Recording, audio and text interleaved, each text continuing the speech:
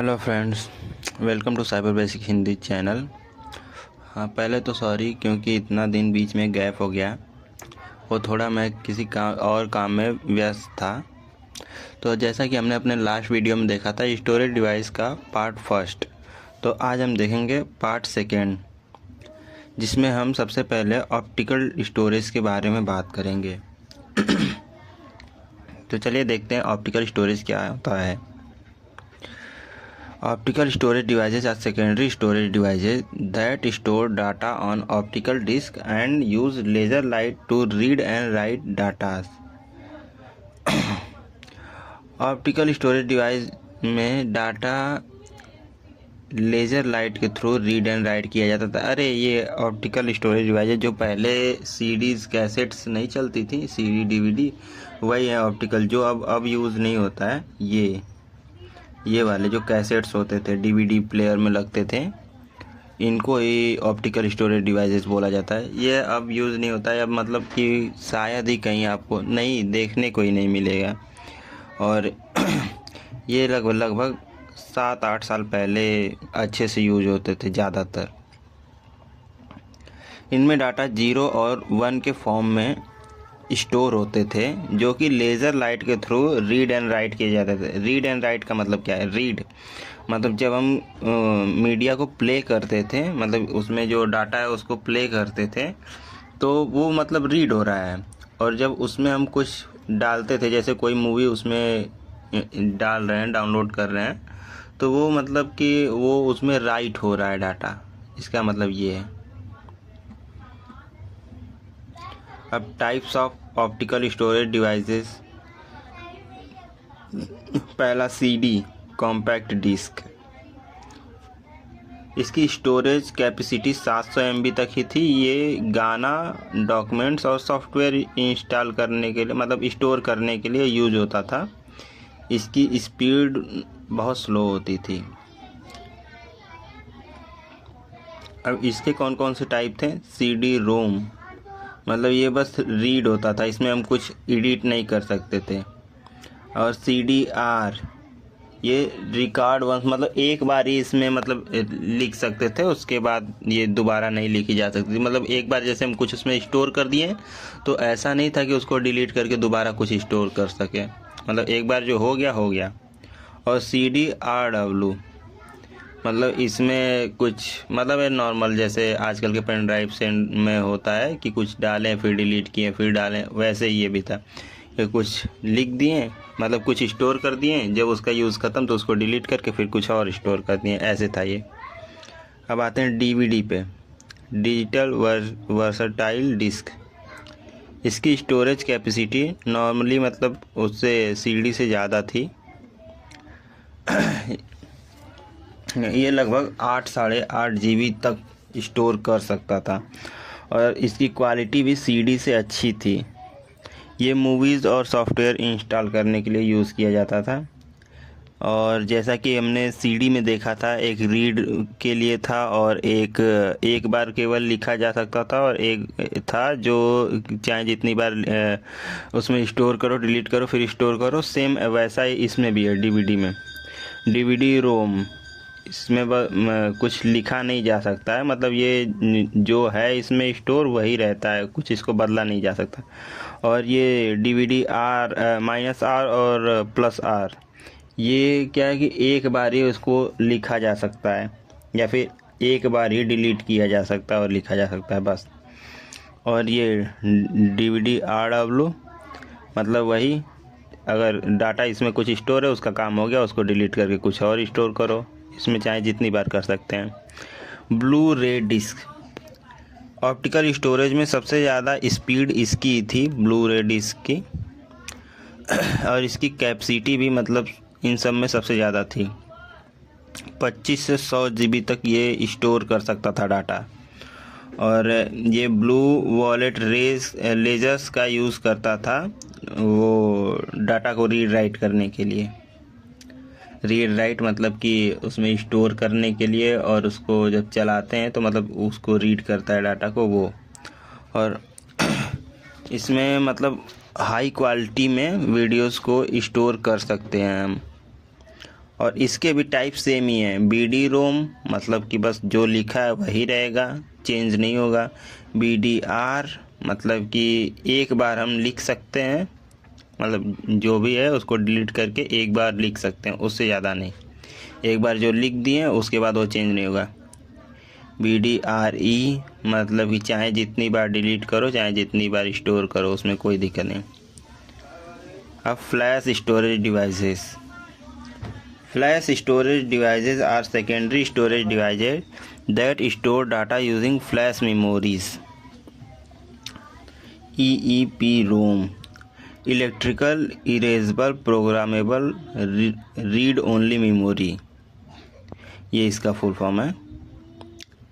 Flash storage device simply बोलें तो अपना ये पेन ड्राइव या फिर पेन ड्राइव हो गया अपना, और यहाँ पे देख लीजिए पेन ड्राइव और मेमोरी कार्ड्स जो होते हैं ये मतलब फ्लैश हैं, अपने फ्लैश मतलब कि स्टोरेज डिवाइसेस।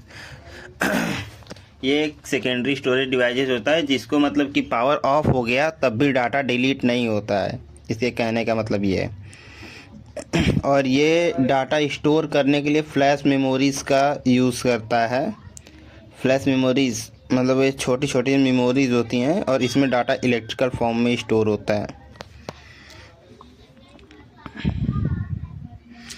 ये तो आप लोग मतलब देखे ही होंगे पेन ड्राइव्स और मेमोरी कार्ड्स, ये तो नॉर्मल है इस टाइम। मेमोरी कार्ड्स अब धीरे धीरे मतलब यूज़ होना बंद हो रहे हैं, लेकिन ये पेन ड्राइव तो मतलब नॉर्मल है अभी। क्लाउड स्टोरेज मतलब ये एक तरह से इस समय बहुत ज़्यादा यूज हो रहा है, लेकिन फ्यूचर में ये और भी ज़्यादा यूज़ होगा cloud storage. Cloud storage is a method of storing data on remote server that can be accessed using the internet.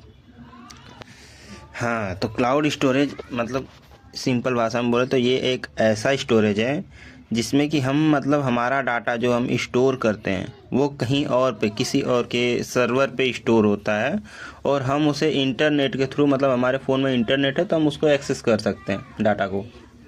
अगर उसमें कहीं पे सर्वर पे स्टोर किया है, जैसे कि अपना गूगल ड्राइव में हम फ़ोटो या वीडियो अपलोड करते हैं, तो उसको इंटरनेट जब रहता है तो वो ड्राइव फोल्डर ओपन करते हैं तो हमारा डाटा दिख जाता है हमको, जिस जीमेल से किए उस जीमेल से अगर करेंगे ओपन तो।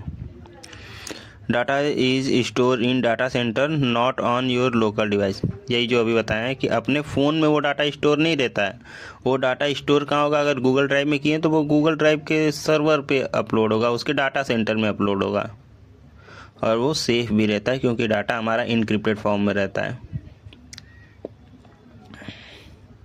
अब इसकी एग्जांपल क्या है, गूगल ड्राइव हो गया अपना, वन ड्राइव हो गया, ड्रॉप बॉक्स हो गया, एप्पल का iCloud हो गया, ऐसे ही और भी हैं जैसे अमेज़न का AWS हो गया, माइक्रोसॉफ्ट का एज्योर हो गया, ऐसे ही और भी हैं। सबसे सिंपल देख लीजिए, हम लोग स्नैपचैट से जो फ़ोटोज़ वीडियोज़ लेते हैं और उसका एक उसको जब सेव करते हैं, मतलब सेव करते हैं डिवाइस में नहीं, बस खाली नॉर्मल सेव करते हैं, तो हमारे फ़ोन में नहीं सेव होता है, वो सेव होता है स्नैपचैट के वहाँ पे डाटा सेंटर में। तो हम जब डिलीट भी करते हैं स्नैपचैट, दोबारा जब डाउनलोड करते हैं तो वो फ़ोटोज़ हमें मिल जाते हैं, वो डिलीट नहीं होते हैं क्योंकि वो हमारे फ़ोन में थे ही नहीं। जब इंटरनेट रहेगा तो हम एक्सेस कर सकते हैं, इंटरनेट नहीं है तो नहीं एक्सेस कर सकते हैं। लेकिन स्नैपचैट में क्या होता है कि हम जैसे ही एक बार ओपन कर लिए उस फ़ोटो को, तो उस फ़ोटो को हम बिना इंटरनेट के भी एक्सेस कर सकते हैं। Advantage of cloud storage, accessible from anywhere मतलब हम कहीं से भी उसको एक्सेस कर सकते हैं। जैसे सिंपल बता रहे हैं, स्नैपचैट है, अपने फ़ोन में किए हम लॉगिन, और अपना फ़ोन मान लीजिए घर में भूल गए लेकिन हम कहीं और पे हैं, तो हम किसी और के फ़ोन से भी अपना मोबाइल नंबर या फिर यूज़र आईडी और पासवर्ड डाल के लॉगिन करेंगे तो वहाँ पे भी हमें वो फ़ोटोज़ और वीडियोज़ दिखेंगे, मिल जाएंगे चाहे जहाँ से। ऐसे ही कोई भी क्लाउड सर्विसेज हैं जैसे गूगल ड्राइव अपना, तो अपना जीमेल चाहे जिस दूसरे फ़ोन में, मान लीजिए हम अपना फ़ोन घर पे भूल गए और घर हमारा मान लीजिए इंडिया में और हम चले गए अमेरिका, मान लीजिए चले गए, वहाँ पे भी अगर किसी के फ़ोन में अपना जीमेल लॉगिन करेंगे तो हमारा डाटा जो रहेगा हमें वापस मिल जाएगा। ऑटोमेटिक बैकअप मतलब डाटा लॉस नहीं होता है, वो ऑटोमेटिक बैकअप पे होता है। स्केलेबल स्टोरेज, हमें पता रहेगा कि हमारा कितना स्टोरेज यूज़ हो रहा है, कितना बाकी है, ये सब दिखता रहेगा। और हम चाहें जितना स्टोरेज बढ़ा सकते हैं अपना उसमें कोई लिमिट नहीं होती है।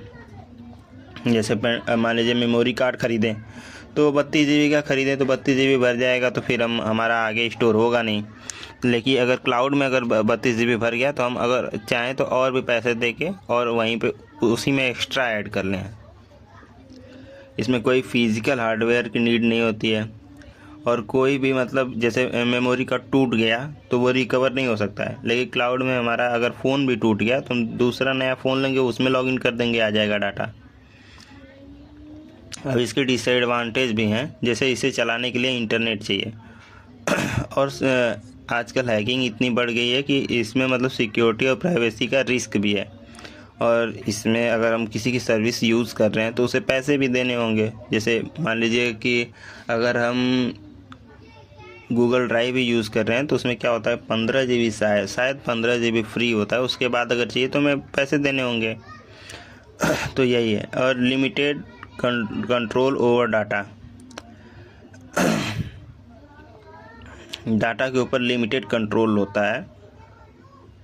ये क्लाउड इतना ही नहीं है, क्लाउड में बहुत कुछ है। तो क्लाउड के ऊपर आगे हम एक पूरा मतलब प्लेलिस्ट लाने वाले हैं। तो प्लेलिस्ट में पूरा अच्छे से समझेंगे कि क्लाउड कैसे वर्क करता है, कैसे बनता है, क्या क्या उसमें यूज़ होता है, कौन से प्रोटोकॉल्स, कौन से, सब कुछ देखेंगे उसमें। तो चलिए आज के लिए इतना ही। अब अगला शायद एक प्लेलिस्ट अब स्टार्ट होने वाली है 2-3 दिन में, जिसमें हम नेटवर्क को अच्छे से समझेंगे। हार्डवेयर में तो लगभग मेन चीज़ हो गए हैं, और भी जो बायोस चिप होगी अपनी, और भी जो मतलब 1-2 टॉपिक छूटे हैं वो धीरे धीरे आते रहेंगे। लेकिन अपना अब नेटवर्किंग स्टार्ट होगा, और नेटवर्किंग स्टार्ट होने के 1 हफ्ते बाद से ही ऑपरेटिंग सिस्टम भी स्टार्ट हो जाएगा। दोनों तीनों प्लेलिस्ट साथ में चलते रहेंगे। तो चलिए आज के लिए इतना ही। Thank you.